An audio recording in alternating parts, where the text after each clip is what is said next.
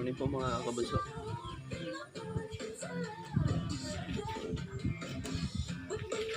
Troubleshoot natin po.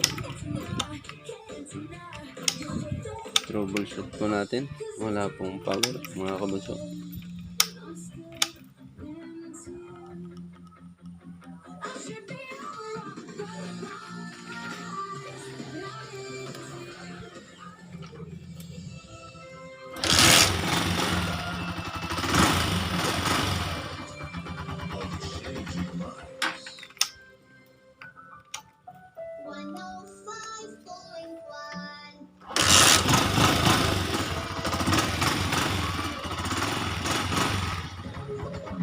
Sigurado mo ito sa gamot at pinaghirapan natin.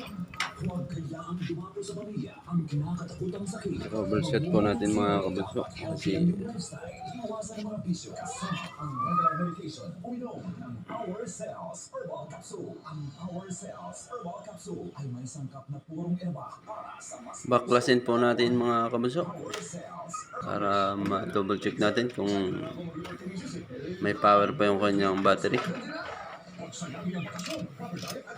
Gamit po tayo ng wire. Makikita po natin kung may spark. Ayun po, napakalakas ng spark. Ayun po. Mga kabuso, malakas ang spark ng battery. Kaya po, so kung tingin dyan ay sa wiring. Bilisan mo namang magmaneho. Ang bagal-bagal mo. Sumasakit ang ulo ko. Emma, kung bilisan ko, baka mabagal tayo. Pero sa sakit ng ulo, eto, i-fast relax mo. Fast relax. Fast Relax. Sa tuwing sumakit ang ulo o matake ang migraine, Fast Relax. Always mo. Manong, ang bilis ah. Ang bilis kong magmaneho. Hindi, ang bilis na tanggal ang sakit ng ulo ko. Ibuprofen plus paracetamol is the dinner day of Fast Relax. If symptoms persist, consult your doctor. Ang init, mausok, nakay tira. At balita. Brigada News FM. Sa patuloy naming pagbibigay ng serbisyong may kabuluhan at kahulugan, inspirasyon namin ang inyong mga pagsusunod Ito nga mga kabuso, at i-check natin yung kanyang pause button. Baka dun may problema.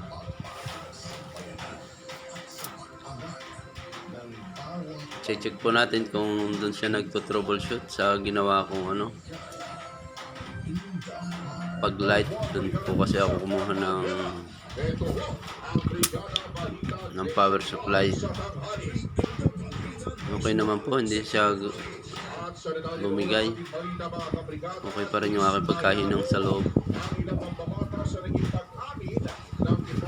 Ang isa ko pa pong dito, yung kanya susian, baka nandun ang problema niya. Pero mag-uumpisa muna po tayo sa kanyang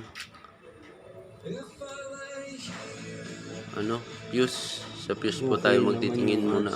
Natin umpisa ng check up sa ating baka sa kanyang fuse pag light. Po sa fuse po muna yan magsisimula. Yung battery kailangan ng fuse. Ayan po mga kabuso, wala pong ilaw yung kanyang neutral, wala rin po yung kanyang starter. I-double check po natin yung kanyang fuse.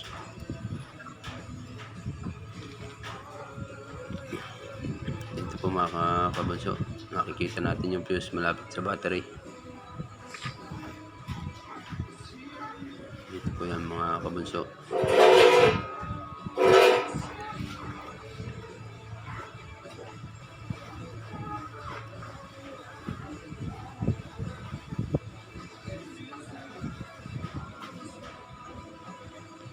At yun nga po mga kabunso, bali po dalawa yung kanyang fuse, isang reserve, may reserve po yung isang fuse. Kailangan po natin palitan kung sira na po yung kanyang nakakabit na fuse.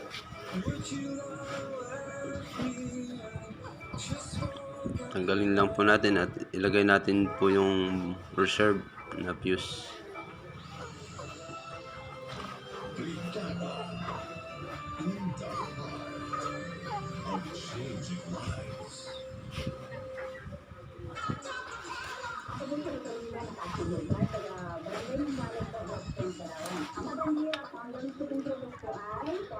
Bago nga po mga kabunso, i-check po natin ulit yung kanyang battery. Kung hindi ba nagalaw yung power ng kanyang battery. Kung malakas pa rin. Yun, malakas po mga kabunso. Napakalakas ng spark. Tips ko po mga kabunso, i-check po natin yung kanyang fuse. Doon po tayo mag-umpisa ng pag-check para malaman natin kung saan ito troubleshoot. Yan po yung reserve. Siya po natin ikakabit. Papalitan po natin yung nakakabit.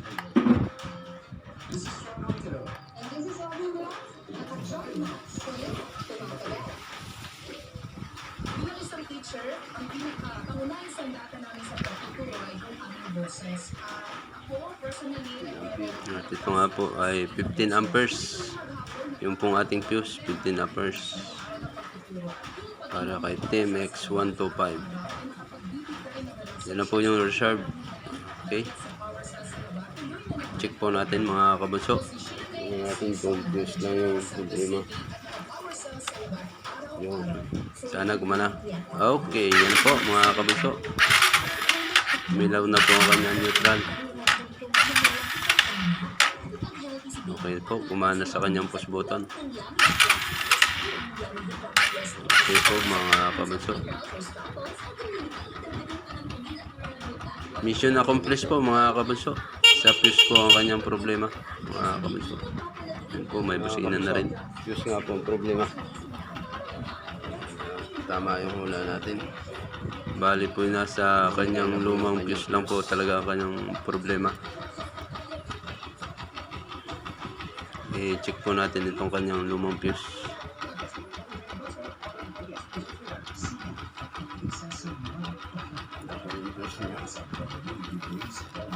Ito po yan mga kabunso, yung nakakabit na fuse. Pakita ko po sa inyo. Ayun. Yan po mga kabunso. Medyo kinalawang na. Kaya po bumigay na yung fuse. Okay, alright. Mission accomplished po mga kabunso. Sira na po yung kanyang fuse na nakakabit. Kaya po thanks po tayo at may reserve.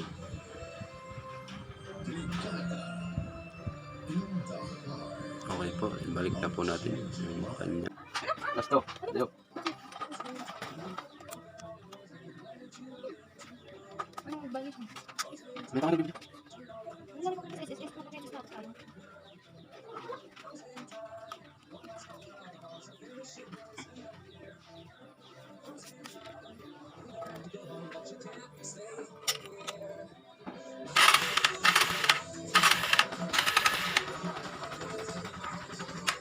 Natin mga kabunso.